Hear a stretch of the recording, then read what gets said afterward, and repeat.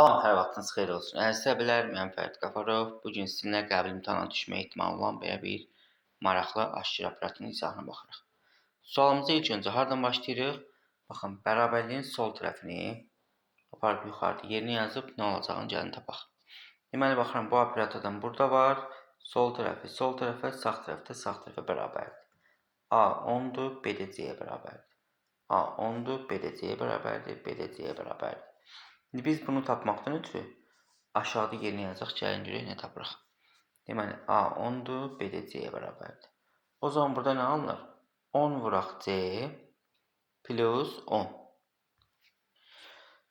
Biz bu ifadəni 10C plus 10 tapdıqsa gətirib yuxarıda yerinə yazarıq. 10C plus 10 minus C bərabərdir 9C plus 10. Deməli, bərabərliyin sol tərəfi oldu 9C plus 10. İndi bunu silərək bərabərliyin sağ tərəfini hesablayarıq. Deməli, sağ tərəfimiz də bizdə 4-15'dir. Bu operatordan harada var? Burada var. Deməli, A 4'dür, B də 15'dir. O zaman burada 4 vuraq 15, 60 plus A, yəni 4. Buraya da 64. Deməli, bərabərliyin sağ tərəfi də 64 oldu. Buradan 9C bərabərdir 64 çıxaq 10, 54'ə. C'miz də bərabərdir 54 bölək 9, yəni 6'ya. Cavabımız oldu 6 D variantı.